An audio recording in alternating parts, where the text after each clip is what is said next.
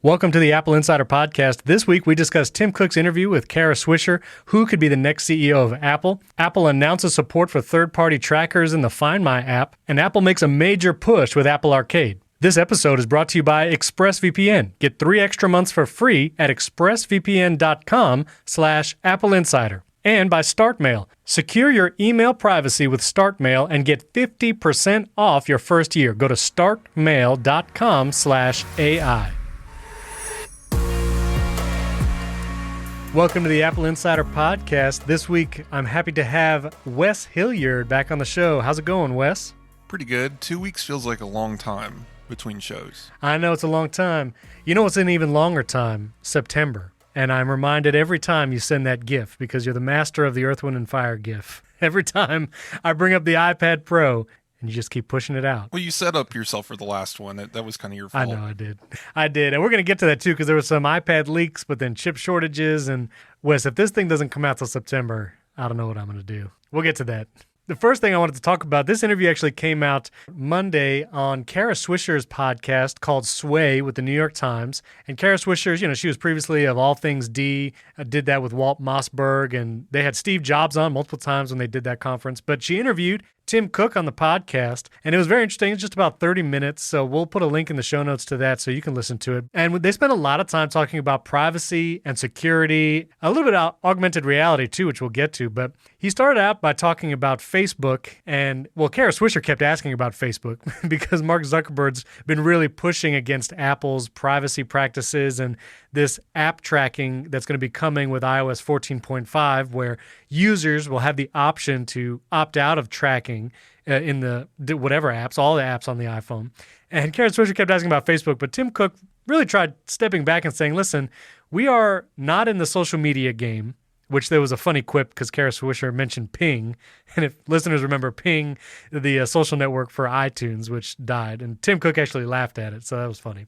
But it was interesting that while the conversation kept coming back to Facebook, Tim Cook was pretty adamant just to say, listen, we believe that technology is an amplifier. That's a quote from the interview.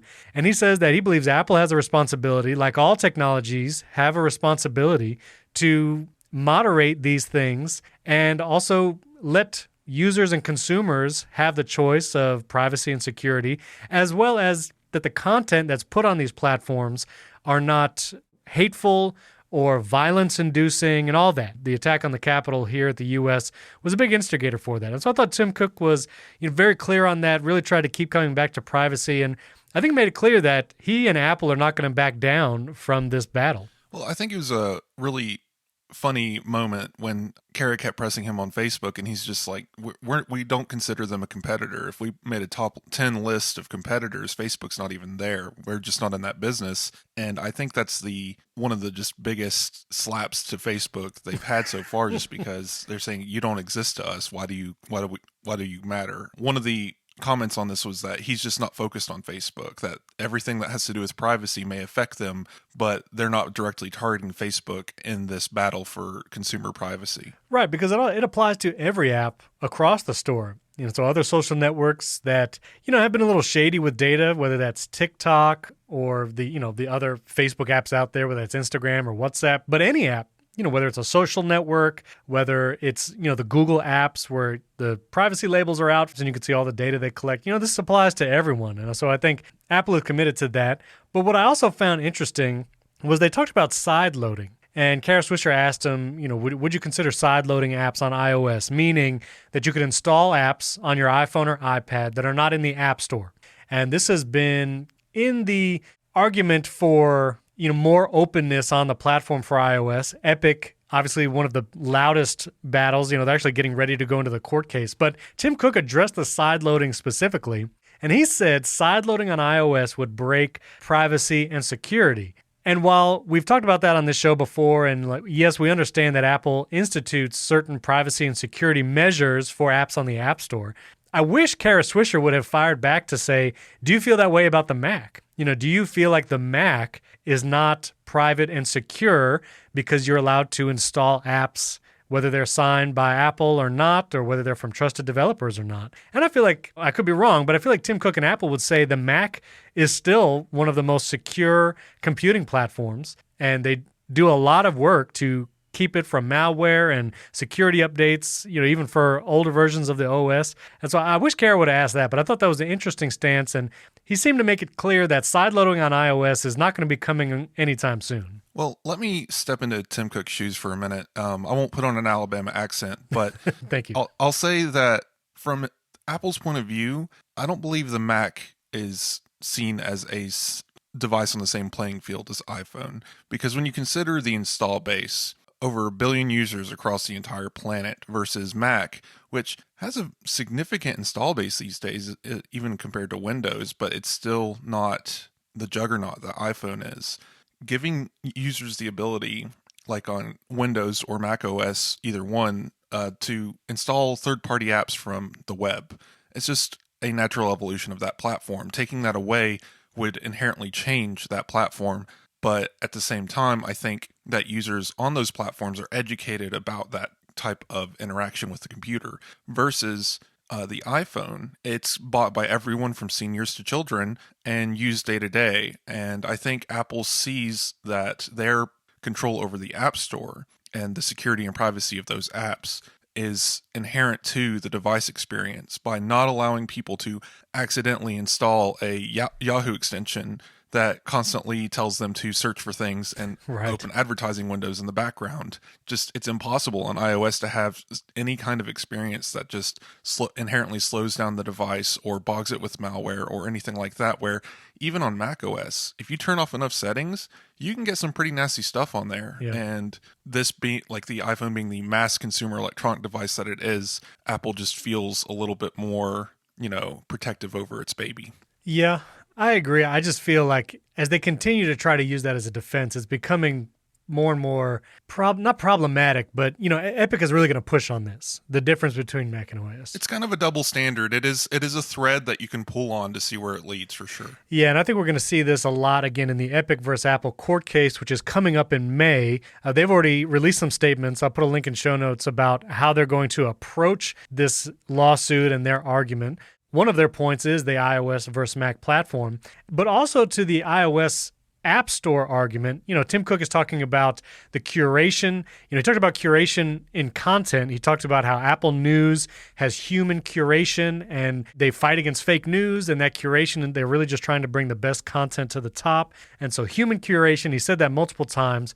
But then when you look at the iOS App Store and you think about the sideloading question and the security angle, we've been seeing lately a number of apps that are outright scams in the App Store. And these are apps that they might say, hey, 99 cents a week, but then it goes up to $5 or some kind of, free trial, but then it goes into a higher subscription plan in a bi-week subscription. So really milking people for money in these apps, and apps that don't do what they advertise, and apps that could be, dangerous, like a VPN app or an app that proposes to be a VPN.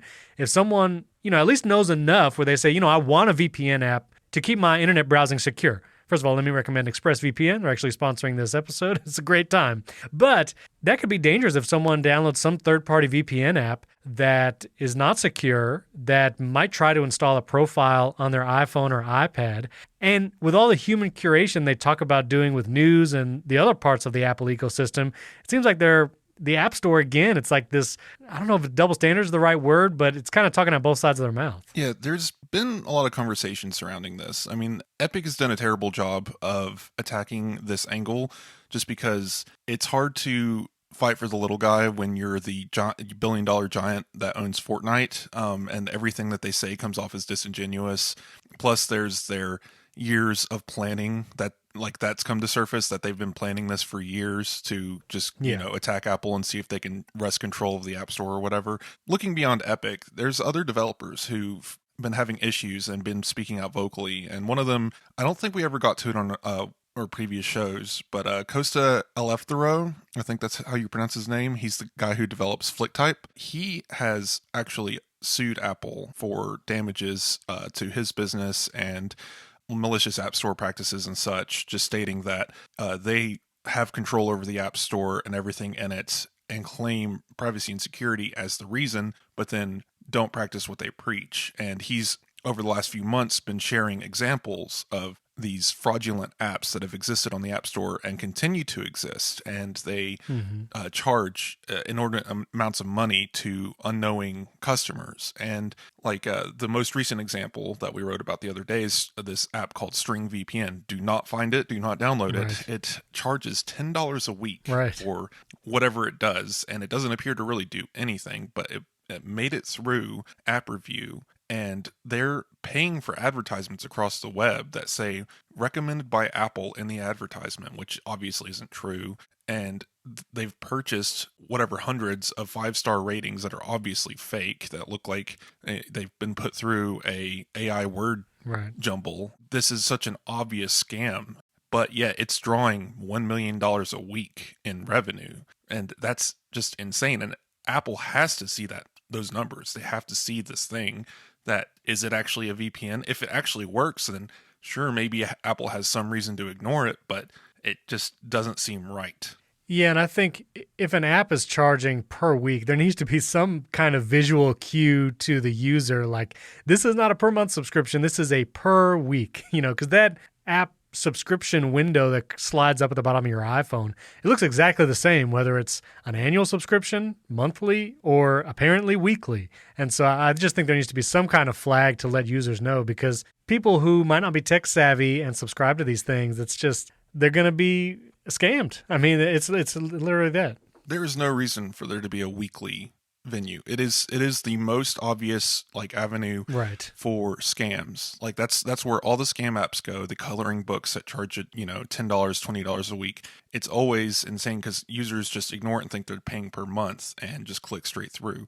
There's been some arguments saying that the weekly should disappear, and I agree. I think the only reason why it existed originally is to give newspapers and magazines the ability to charge on a weekly basis. But I don't see there being any difference in just charging 4 times as much and doing a per month basis subscription. There's no reason why that shouldn't be the case. Well, as they went on in the interview, Tim Cook and Kara Swisher, they mentioned augmented reality, and Kara Swisher asked Tim Cook about it directly. Of course, Tim Cook didn't mention any specific product or platform that they're working on. He said that, he will not comment on that. But he did say that augmented reality can make conversations better. And so he quotes this as he's talking to Kara Swisher, quote, "You and I are having a great conversation right now. Arguably, it could be even better if we were able to augment our discussion with charts or other things that appear," end quote. Went on to say it has uses in health, education, retail, and all that. So clear that Tim Cook and Apple have an interest and believe that AR is going to be a big deal, even as much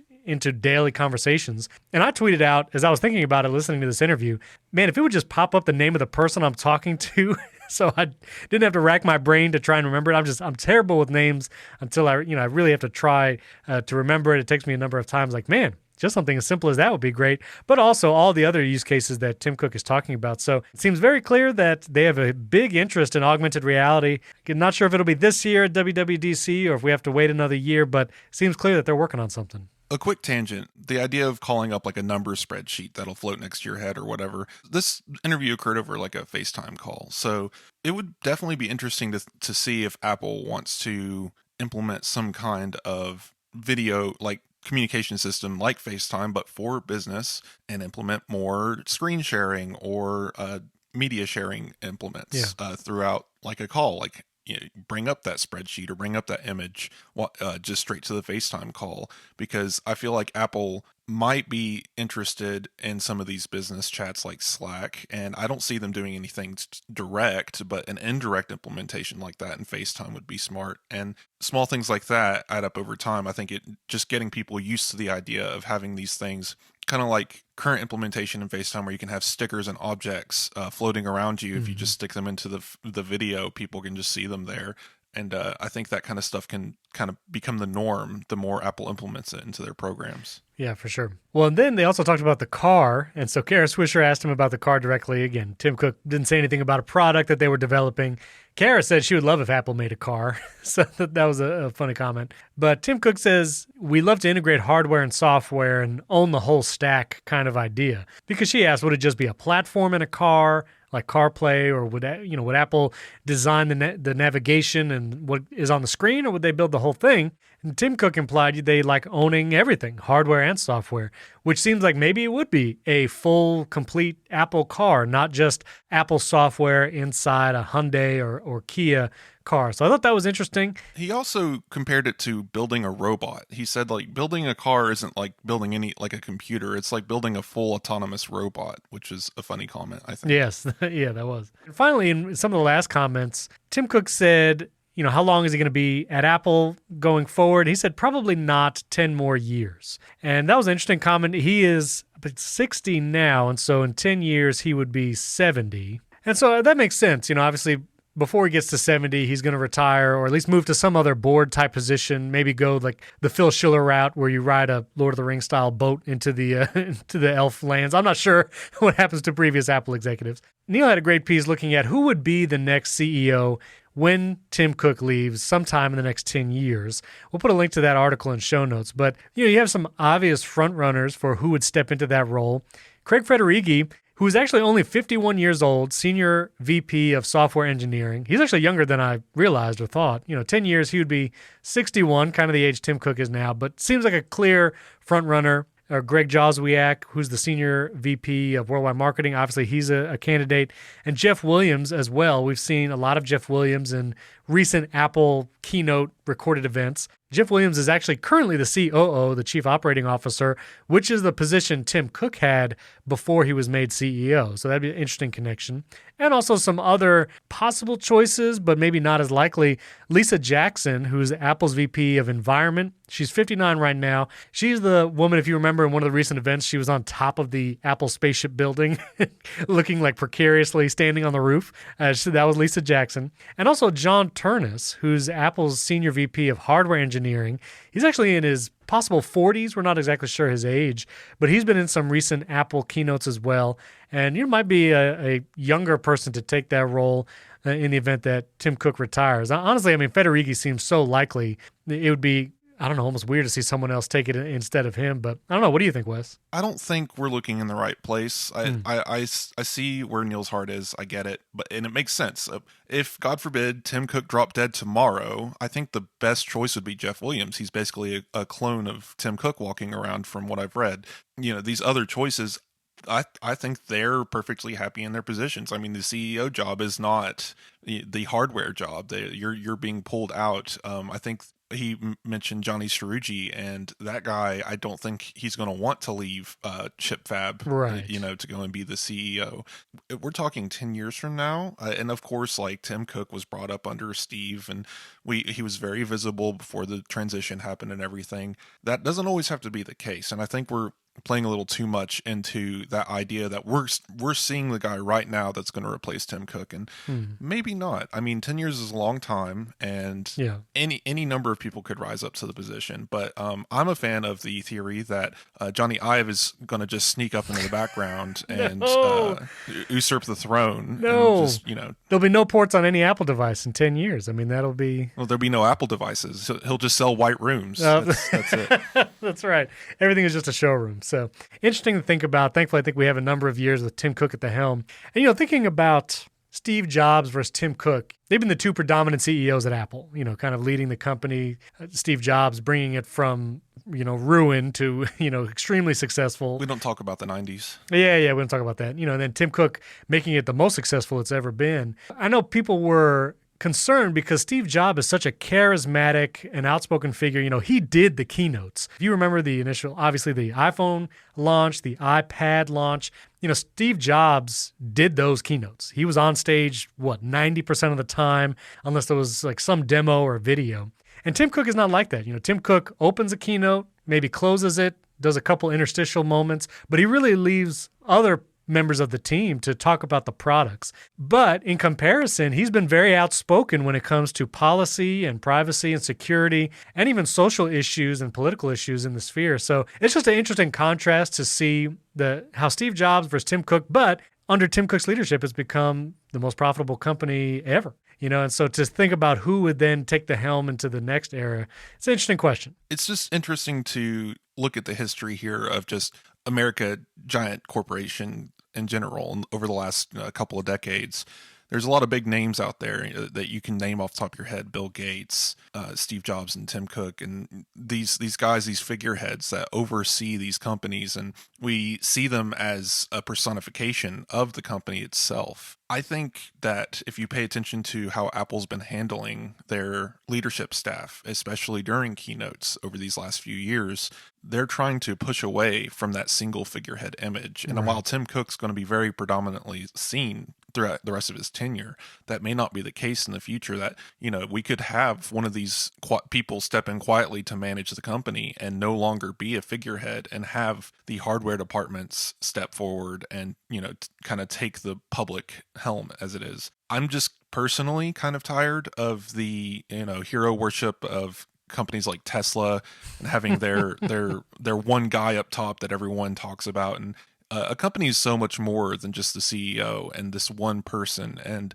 I kind of like the idea of the diversification of these figureheads and being able to see them more publicly, like writing the information pages about each of these leadership people. It's kind of crazy because some of them have never had a public interview, or some of them share their college, and that maybe they're married. Who knows? That they're just such secretive, hidden away people that I think that maybe having them step a little bit more into the spotlight might give Apple a little bit more color and personality than it has right now. Yeah, and I've enjoyed in the recorded events that Apple had in the past year, we see a wide variety of people. And, many people, even within a single product, Fitness Plus showing multiple people the different hardware products. So yeah, I agree. It's great to see more of the people behind these products that are doing the work, the day-to-day work. When we were writing like WWDC last year all the way through the iPhone events and stuff, it was just name. Who is that? What are they doing? We've never seen this person before. And that was exciting and exhausting at the same time, but it was really cool. Like I feel like we should know the person who oversees like hardware engineering of the iPhone, or the person behind like fitness at Apple headquarters. Like I think those names are important as Tim Cook's name. And it's a little weird that, like, just like with iPhone, the way people talk about Steve Jobs basically inventing the iPhone, like he just walked into Apple one day and just slapped it on the table and said, "Look what I built in my garage." Right. And it's just not how it happens. Yeah, and if listeners have not read or heard about the book Creative Selection, it's by Ken Kosienda, who worked at Apple during the iPhone era. And a lot of his job, he worked on the Safari web browser, but then he worked on the keyboard, I think for both iPhone and iPad. But I remember distinctly a chapter talking about the keyboard on the iPad and how they were going to lay it out and the key sizes. And just reading about those kind of inside stories of the process of developing that keyboard and how they came to certain decisions. It is amazing how many people are involved and how much work goes in behind the scenes before it's, at that time, presented to Steve Jobs, and then you made a decision and go back. So Creative Selection by Ken Kosienda. If you have not read it, I highly recommend. Okay, well, that was the interview with Tim Cook. Again, I'll put a link in show notes to that if you want to listen to it. This episode is brought to you by ExpressVPN. A few decades ago, private citizens used to be largely that, private. But what's changed? The internet. Think about everything you've browsed, searched for, watched, or tweeted, and imagine all of that data being crawled through, collected, and aggregated by third parties into a public record, your record. Having your private life exposed for others to see was once something only celebrities worried about, but in an era where everyone is online, everyone's a public figure. To keep my data private when I go online, I turn to ExpressVPN. Did you know there are hundreds of data brokers out there whose sole business is to buy and sell your data? The worst part is they don't have to tell who they're selling it to or get your consent. One of these data points is your IP address. Data harvesters use your IP to uniquely identify you and your location. That's why you get those super creepy ads and your data is just stolen and sold to the highest bidder. But with ExpressVPN, my internet connection gets rerouted through an encrypted server and my IP address is masked. Every time I turn on ExpressVPN, whether it's on my iPhone, my iPad, my Mac, even some wireless routers can run ExpressVPN, so all of your internet traffic goes through ExpressVPN. You're given a random IP address shared by other ExpressVPN customers. That makes it more difficult for third parties to identify me and harvest my data. Not only that, but ExpressVPN is independently audited for its trusted server security. all the data is wiped with every reboot of their servers, and because their VPN servers run in RAM only, nothing is ever written to the hard drive, minimizing the data risk. And all of that helps keep your data private and secure. And the best part is how easy ExpressVPN is to use. No matter what device you're on, you just open the app, and all you have to do is tap one button to get protected. So if, like me, you believe that your data is your business, secure yourself with the #1 rated VPN on the market. Visit expressvpn.com/AppleInsider and get 3 extra months for free. That's expressvpn.com/AppleInsider. Go to expressvpn.com/AppleInsider to learn more. Our thanks to ExpressVPN for sponsoring this episode. Next, Apple actually announced a third-party integration with the Find My app. So this was a press release from Apple on April 7th, and Apple's basically saying the Find My network, the app on your iPhone or iPad, it now works with third-party trackers and devices. Namely, there's a couple devices that were actually mentioned in the press release, the Van Moof's electronic bikes, the Belkin Soundform wireless earbuds, and get this, a tracker from Chipolo. It's called the Chipolo One Item Finder, and it is basically what we would thought an AirTag is, or it's basically like a tile tracker.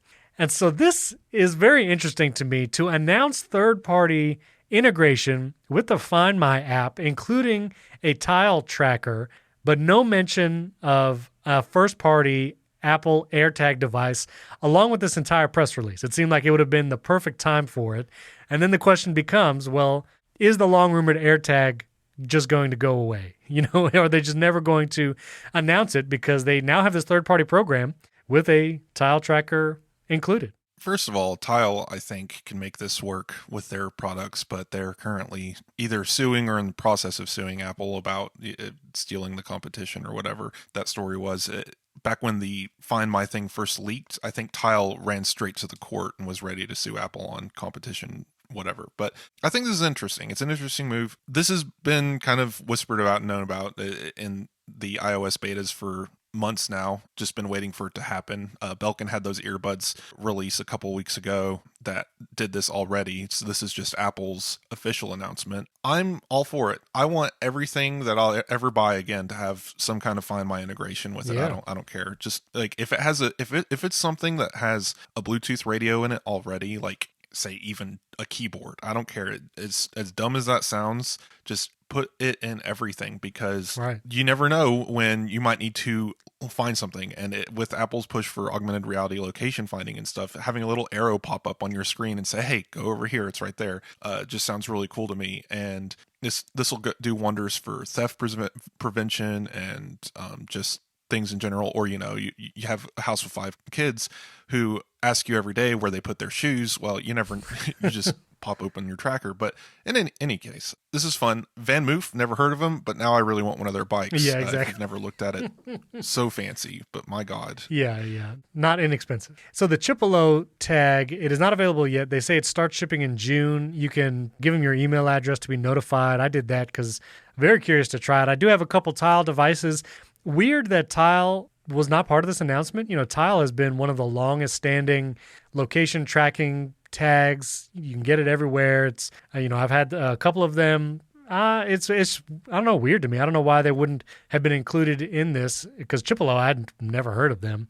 But if Tile does not bring Find My integration to their products, I'll definitely be going to the Chipolo and replacing my tags. Yeah, sadly, again, just Tile's going the Epic Games route. I don't know what their goal is. Apple's anti-competitive practices, whatnot. Like I just don't see what their case is here, and it's just going to end up shooting them in the foot, because once you burn a bridge with Apple, there's no coming back. And I mean, of course, this is a third-party integration. They can just do it. I have a feeling that if Tile hadn't done all this nonsense in the first place, that they would have been one of the release partners, and we'd be seeing an Apple Tile partnership, kind of like Logitech's Crayon and stuff coming out right now. But yeah, you're right. The AirTags being notably absent here, it's funny because this isn't some product that Min-Chi Kuo mentioned in a release thing. Like, Apple has leaked this themselves in videos. And Like it's a thing that at least exists internally, and maybe it's a placeholder name, maybe it's just something that, a red herring of sorts, but it just seems too real for it to just fade out. And I've heard a couple of podcasters say, "Hey, maybe Apple needs to make a statement, like it's never coming." But they're never going to talk about a product they didn't announce. It's just No. wild that this thing's been floating around for so long that it may never come. And the question is does it need to? Other than ultra wideband, I don't see this thing being that much better than a third-party tracker. Now, of course, there's always that chance of Apple Magic making it last a year or something. I don't know, but I'd like to see something in this space from Apple. I would love to see a tile tracker that's Qi charging compatible. Yeah. I mean, I guess they're way too small probably to have those kinds of foils, but maybe soon that could be something like a MagSafe technology, smart connector, I don't know, but something that could charge the tile so you don't have to buy a new one or send them away or whatever. That would be an interesting feature. I'm just surprised things like the AirPods Max that just released didn't have something in it for the That's true. It has Find My integration simply because it's like a Bluetooth product, but I'm just surprised there wasn't more integration involved because again, you need that Bluetooth connection. I think they're findable in the Find My network. I don't know if they're actually pinging that network or not. That's something I'll have to look into. Well, we have to talk about iPad Pro because you're on the show and we talk about it every time. But more images leaked. This is leaker Sonny Dixon actually posted images on Twitter of supposed dummy models of the upcoming iPad mini and iPad Pros. Not much can be gleaned from it. The camera bump might be slightly smaller. Notably, if this is accurate, the camera is still on the smaller edge of the iPad Pro rather than moving to the longer horizontal edge. So if you're in a smart keyboard case, it would actually be in the right place. I'm inclined to not really care much about these images, but they're out there. We'll put a link in show notes if you want to see them. But in addition with this, there was a new report from Nikkei talking about Apple might finally be hitting production issues with MacBooks and iPads because of chip shortages. This has affected lots of other companies, from car makers to technology companies, but that a portion of component orders have been pushed back to the second half of 2021. And Wes, you know what month is in the second half of 2021? And I hope this does not get delayed. Right, November. Yeah, no. So anyway, leaked images, but supply shortages. There's still lots of people saying, like John Prosser is still saying there's going to be an April event, and other people saying there's at least going to be some kind of device announcements this month, which, I don't know. I mean, we're on April 9th right now. As you listen to this, you only got 20 days left in the month. If you have an announcement even next week, there would be an event. What is that? Maybe April 20th? It seems so late, but I don't know, man. Maybe we won't see an event. An event just seems highly unlikely. I don't think Apple's ever announced something like WWDC and then suddenly 2 weeks before that did a different event. It just doesn't make sense. There's rhyme and reason to these press cycles. I don't think Apple's going to throw such a big curveball. Like these moving parts are huge, and as much as Apple likes to surprise and delight, they also like to plan. I don't know. It just feels kind of mean-spirited almost to say, haha, tricked you. Yeah. It's just not that kind of move that they're probably going to make. But the chip shortage makes sense. I mean, we've been talking about this for a few weeks now. Like self-driving cars can't get their LiDAR systems. iPad has LiDAR. It seems like a pretty obvious connection. Then there's the UWB shortage. Ultra-wideband stuff, can't get it. Guess what? AirTags can't get them either. All these little things, I think, as little as Apple was affected by coronavirus, this back half of, 2020, early 2021, seemed to be affecting them more than coronavirus ever did, which is crazy to think about. But just, global chip shortages, what can you do? Yeah. It almost seems obvious, and that's why maybe the writing's on the wall. Everything was probably ready to go to get announced, March, early April, and then they just can't get these things mass produced. And what's the point of announcing them if we're waiting 5-6 months to get them in people's hands? Apple doesn't do that anymore since AirPower. So yes, rest in peace. Or I don't know if it ever really lived, so maybe not. Right. I guess the iPad images, I completely skipped over those. Well, supposedly these are dummy models. The whole thing feels weird. This guy's got a pretty good track history for sharing good images. Dummy models aside, it's just these leaks coming along now. I don't think there's any hope for an iPad until no later than July. Just saying. Like, WWDC seems like the perfect time to announce something like that, Yeah. especially if we're gearing up towards a larger chipset move in the fall. So Yeah. Well, I still hope you're wrong, but we'll see. This episode is brought to you by StartMail. Free email services like Gmail and Yahoo aren't really free. You pay with giving up your privacy and data. In fact, internet giants and big tech bank on exploiting your data by selling it to the highest bidder. Your business plan? Google has it in their email records. Your medical records? Yahoo can sell them to drug companies. Listen, I love that both of our sponsors this week are focused on your security and privacy. When you use these kinds of free email services, your data is just out there. That's why you get weird, creepy ads when you're browsing around the internet, and you don't know where your data is going. Ad companies all over the world could have that data, and then if there's some kind of data breach, your information is just out there on the web. That's why it's important to use tools that you can trust like StartMail. That's why I use it, and I feel safe using it as my email client. StartMail keeps my email private, period. Every email can be encrypted even if the recipient doesn't use encryption. And when you delete an email from StartMail, it's gone forever. StartMail uses its own servers, not Amazon's, which means they can't be put out of business. You probably know the Parler thing where they got taken off. That can't happen to StartMail because they use their own servers. Switching to StartMail is seamless too. You can easily transfer all your current email data, so there's no starting from scratch. StartMail is also backed by the most stringent privacy laws in the world. You get unlimited anonymous aliases, and this feature protects your main email address from spam and phishing attacks. So when you're giving your email to a company but want to protect your identity, StartMail can generate a shareable alias email so people can't sell your information and they don't get your actual email address, and those aliases can be deleted anytime. When I signed up for StartMail, it is a super easy process. I love their user interface, whether it's on the web or using their app on your phone. And you can set up by IMAP on your iPhone, your iPad, your Mac, and it's still just as secure and super easy to set up. Your cybersecurity has never been more at risk. Email snoops and scammers are taking advantage of the pandemic as phishing has skyrocketed in the last year. So take control of your privacy with StartMail before it's too late. Start securing your email privacy with StartMail. Sign up today and you'll get 50% off. That's 50% off your first year. That's a great deal. So go to startmail.com/AI, just the letters AI. That's startmail with a T, S-T-A-R-T, mail.com/AI for 50% off your first year. Startmail.com/AI. Our thanks to StartMail for sponsoring this episode. All right, well, I wanted to mention this big change to the Apple Arcade. This is, I actually think, an incredible push by Apple. So Apple actually announced a bunch of new games for Apple Arcade. One of the big ones called Fantasian, which is made, I think, is it by the makers of the Final Fantasy series? So it's the guy who made Final Fantasy. Okay. I don't have his name right in front of me, but yeah, he's the lead maker of the original Final Fantasy. Gotcha. So they announced a bunch of new games, including that one, but they also added these new categories to the Apple Arcade section called Timeless Classics and App Store Greats. And what's cool is they're actually bringing in older games that were very popular into the Apple Arcade ecosystem. So if you subscribe to Apple Arcade, you have access to these games like immediately. Those include like Monument Valley. One of my favorite kind of puzzly games called Threes is now in the Apple Arcade. So if you subscribed with that $5 a month, or if Apple Arcade is part of your Apple One services bundle, you now have access to all these old games plus all the new ones, which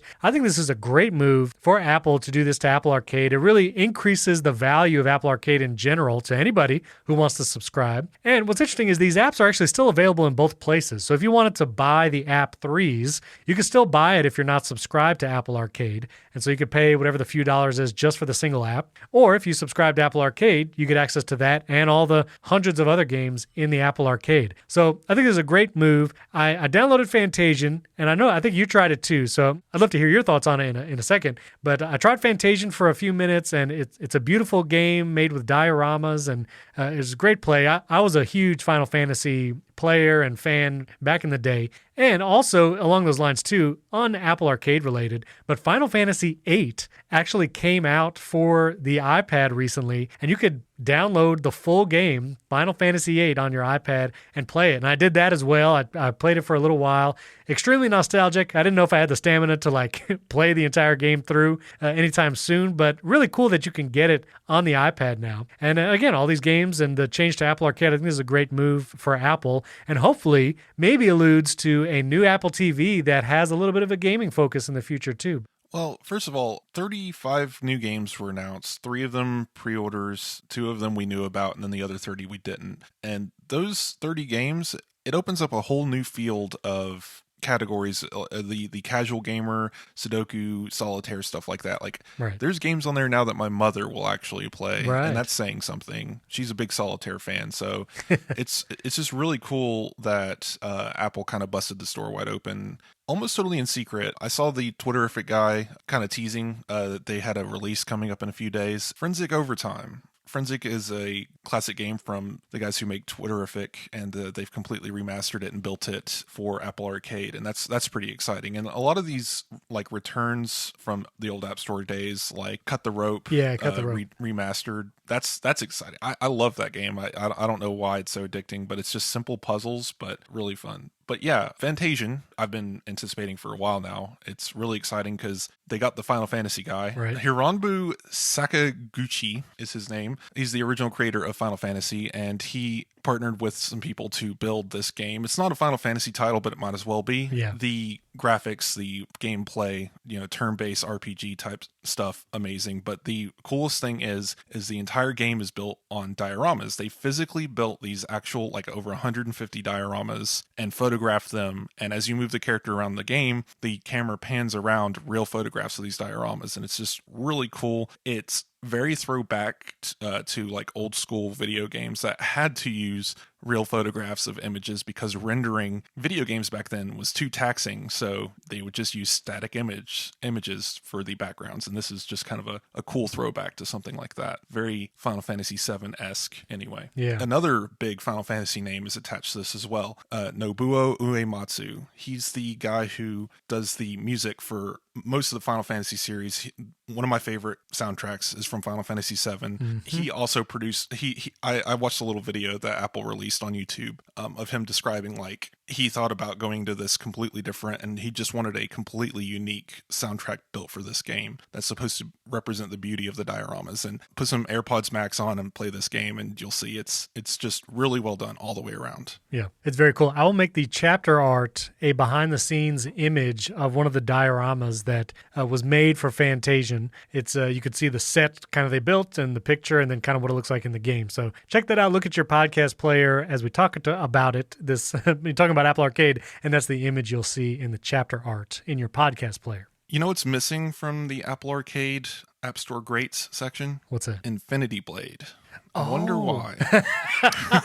It took me half a second to remember, oh, that's an epic game. Right. Yeah, that's such a sad thing because I love Infinity Blade, and that would have been perfect for App Store Greats. But anyway. Very true. Yes. And I played the heck out of that game when the iPad first came out. That was kind of the first game that was like, whoa, this thing can, have a really cool looking game that I want to play. It was a unique gameplay. I mean, it's been cloned 100 times now, but the mechanics of it were just really fun. Yeah, and made sense on a touch-based tablet kind of thing too. But also mentioned too, since you mentioned Final Fantasy VIII, that means now that you can buy individually, because money, all the Final Fantasy games pre-Final Fantasy X. So 1 through 9 are all available on the App Store, and they're regularly updated. Can't say that'll be the case forever, but some of these games have been around since iOS 6, and they continue to be updated for new device sizes, controller support, all of that. So I've bought them all. I love Final Fantasy and haven't regretted owning them on my iPad or anything since, so definitely worth checking out. I didn't realize that 7 was on the iPad and iOS. Huh. Yeah, 7. So some of these, if you've kept up with this, it's confusing. Some of them are the original ports, like Final Fantasy VII, I believe, is the PC version that they ported to iOS. Okay. Final Fantasy VIII is the remastered version that they built for PS4. Then, like, Final Fantasy III is, I think, the original version, not the 3DS version. There's so many versions of these games, but generally speaking, you're getting them all. In some form or other, they're all there. It's pretty great. Gotcha. All right, well, I wanted to get to a running list of hopes for WWDC, but let me do some lightning round news bits that I think is interesting. I'll put these links in show notes if you want to read more about it. One was that amongst Apple's 2 million podcast titles in the Apple podcast directory, which is kind of what most podcasts use to refer to podcasts, only 36% of the podcasts in Apple's directory have 10 or more episodes, which I don't know, is just wild to me, but makes sense. A lot of people start podcasts and then leave them up there, but they don't continue to add episodes. So I thought that was an interesting figure. I'll leave that link in show notes. Intel failed again at an ad. They made another marketing push with this image talking about the world's best processor in a thin and light laptop, and they used both a MacBook Pro in the image, which Apple makes their own chips now, and Beats headphones. So again, Intel failed at that ad. I want to interrupt your lightning. Yeah. Just to say that, wow, I did not realize that internet marketing, like social media marketing, will just go to Getty Images, buy something, smudge out some logos, and slap an Intel logo on it and say, hey, look, I did my job for the day. Right. Bye. That's what they did. This is a Getty image that they purchased, and it's just insane. And people commenting to me on this in like Reddit or whatever, saying, "Oh, this is easier than going out and doing a product shoot." I'm like, isn't doing a product shoot part of the job of marketing? Anyway, it's just wow. Yeah, I mean, if you can't afford to hire a photographer and one marketing person to set up a shot, like, I don't know about your chip business. But anyway, that's you can see that image. LG has stepped out of the smartphone business. They've talked about recently having issues and just competition and all that. So LG will no longer be making smartphones. Moment of silence for LG.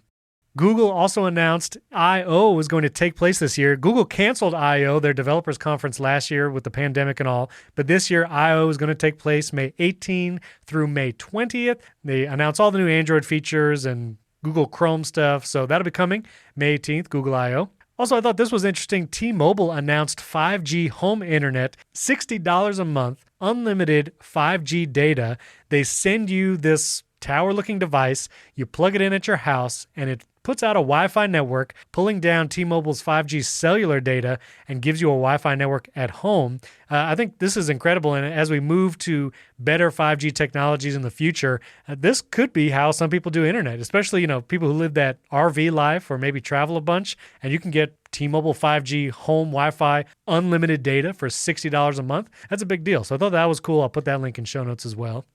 David Smith released 2.0 version of the WatchSmith app. He also makes WidgetSmith, which was huge when iOS 14 came out. It blew up on TikTok and got huge, but he also makes WatchSmith. And so if you're an Apple Watch user and you want to look for more customizations and complications on your watch, I encourage you to check out WatchSmith 2.0 that just came out. And lastly, Apple released a new original podcast called The Line, actually investigating some Navy SEALs and events that took place within this specific unit. I started listening to the first episode. Very interesting. Has a serial type feel, or some of those podcasts that like This American Life have put out. So interesting podcast. Interesting that Apple is doing original podcasts and increasing the number. So I don't know if you got a chance to listen to it as a ex-military guy, what you would have thought. I listened to the first episode. This is their second original podcast. Well, Apple News Today, I don't know if that counts, but then they also have For All Mankind.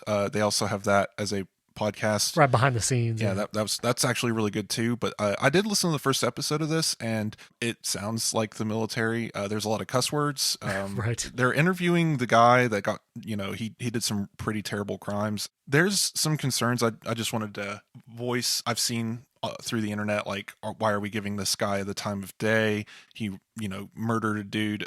The first episode, and I think from here on, I don't think the goal is to exonerate him or glorify what happened or anything like that. The interviewer always takes a moment to contextualize what's happening, and I feel like it's a really good examination of mental health in the military and just the things that can really affect you. What happened to this guy is terrible, and he is a certified monster for what he did, but he wasn't originally, and something changed in him. And the examination of what happened over the years, I think, is worth having, and I don't think enough media takes this approach. So just wanted to point out that this looks like it's going to be doing a pretty respectful job of that, and I enjoyed listening to the first episode. I'll be keeping an eye on it, and it's going to be a full-on documentary show on Apple TV Plus this fall too. So. Oh wow, okay, I didn't realize that. Very cool. Well, we'll put that link in show notes. It is explicit. There is cursing, so just be mindful of that. All right, well, I wanted to wrap up in our last few minutes with an ongoing list of hopes for WWDC, software announcements, features that we're looking for. For me, I just had 2 to add to my list from last week. One is better Control Center functionality. You have Control Center. You can customize it a little bit, but I would like even more control of what you can do in the Control Center. The swipe down from the top right corner of your iPhone, especially specific home devices. It kind of just surfaces devices that it thinks you want, and I would love to be able to customize that specifically. And because I do a lot of family setup devices, I would love for there to be better features, especially for family setup on the watch, sleep tracking, which you cannot do right now. If you have a child or you've set up a watch in the family setup, you can't do sleep tracking and a bunch of other things. So I would wish they bring features like that, and maybe even the possibility to pair an Apple Watch with an iPad or something. So if you have a child with an iPad and you want them to have an Apple Watch, but not necessarily an iPhone, that they would give more options like that, maybe setting up with an iPad or something like that. Those are 2 to my list that I will be adding continually. But Wes, you have a few here. As an iPad first user, what are you hoping for at DubDub? This, I think I've probably mentioned all of these before in some context, especially last year's wish list, which didn't come true.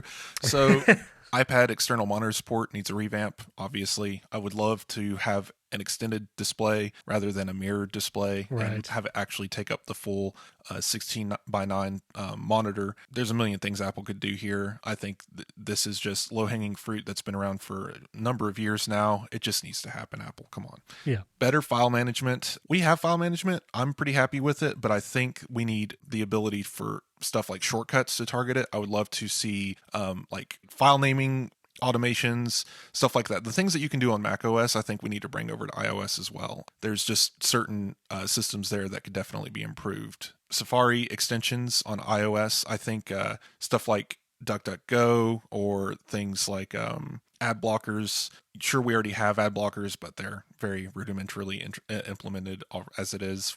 Just more complex. If Apple gave us the desktop class Safari last year, then this year should be the desktop class Safari extensions. Give me the ability to highlight a word and have a dictionary thing pop up. There could be a whole App Store component to this. Right. Another just obvious next step for Safari. Clipboard management tools, this is one of yours that you've brought up before. I feel like copy and paste shouldn't be copy something twice and you've lost the last thing you copied. I think there should be some sort of universal system in place. Any kind of management here would be great. Improve multitasking. Yep. I think that right now side-by-side apps are great. Slide over is awesome, but you can't have 3 apps side by side, and I think some apps are built to work well as a tall, thin window. I can't say this would be great for a lot of situations, but there are places where I think 3 windows would work great, like note taking and such. Give us more options here, Apple. I don't want a full windowing system like on Mac OS. I don't want to have overlapping things other than maybe one slide over window, but there's definitely things that could be changed here. Yeah. And my biggest complaint and the most irritating thing that I deal with day to day is overlapping UI. There are random places in the UI that just disappear depending on what you're doing, and the most egregious one is slide over when you're using a keyboard. If you have slide over open, are typing in a text field, the keyboard thing where the corrections show up covers the app switcher bar on slide over. Yep. And you can't interact with it. And it drives me nuts. And it's at least 3 clicks to get that keyboard bar to go away every single time. And I don't know how many times a day I have to do this, but it's a lot. And it just frustrates me every time I see it. And I think little changes could go a long way there. Yeah, I would love all those changes as well. And the file management is such a big deal. I talked about iCloud Drive on the Mac and all that, and it would just be great if file management improved across the board, iPad, iOS, and Mac for sure. Well, let's wrap up with just a little bit of listener feedback and questions. First of all, some listeners have been emailing me. Love hearing from you. Rich from Sarasota and Lee listening all the way from Australia. I know we can see some analytics about where people are listening to around the world, and it's so awesome to hear. So, hey, if you listen somewhere not the U.S., I'd love to hear from you and know what country you're from and what time zone you're in. We've tried to adjust our launch times for the podcast so people in Europe and other places can listen to it on Friday, like on their way to work and stuff. So anyway, thanks, Rich and Lee. Love to hear from you. Love to hear from you listeners where you're listening from. You can tweet at me and email me. That's all in the show notes. Also, Dave emailed me. I mentioned the Apple TV audio settings last time and how they moved it away from the settings app. And Dave actually said the audio selection, if you want to select a HomePod for the Apple TV audio out, is actually moved to the Bluetooth menu on the Apple TV rather than the audio settings. So thanks, Dave. That's where you would find the audio selection in settings instead of that slide over control center thing. And finally, Stuart asked, he's a teenager in high school and was wondering if anyone can watch WWDC 2021, or do you have to be a developer to watch? And when it comes to the keynote on June 7th, where Apple will be making all the announcements, you can watch that live either on Apple's website, and a lot of times they stream it on YouTube. We don't know that for sure, but most likely. But that is free to watch. Even if you just go to Apple's website, anyone can watch it. It's totally public. But when it comes to the sessions and some of those events, you do have to be a developer. And for Apple to become a developer, anyone can sign up. It is $99 a year. And when you do that, you get access to the beta downloads. You'll be able to download the betas of iOS 15 and the other operating systems that come out that day. And then you also get access to those sessions. And do check with your school because there are some programs where you can become a developer, and I think it's either a nonprofit or certain designations where you might be able to save some money on that developer fee or be able to get a developer account through an organization. So check with your school, your education system, and see if there's any options like that for you. But I'd love to hear and interact from all of you listeners. You can tweet at myself or Wes. Our Twitter handles are in the show notes. You can email me. And we are actually still doing a call for technology podcasts or Apple podcasts. If you host one and you'd like an Apple Insider staff person to appear on it, we'd like to consider your show. So you can email me. My email is in the show notes, and let me know if you have a podcast like that you'd be interested in having an Apple Insider staffer on. If you get a chance, we would greatly appreciate a 5-star rating in Apple Podcasts. That helps out the show a lot. And don't forget to check out HomeKit Insider. That's our podcast about HomeKit and the smart home. That comes out every Monday. And Apple Insider Daily. That's every day you get the latest Apple headlines in just a few minutes. Thanks for tuning in. We'll catch you next time.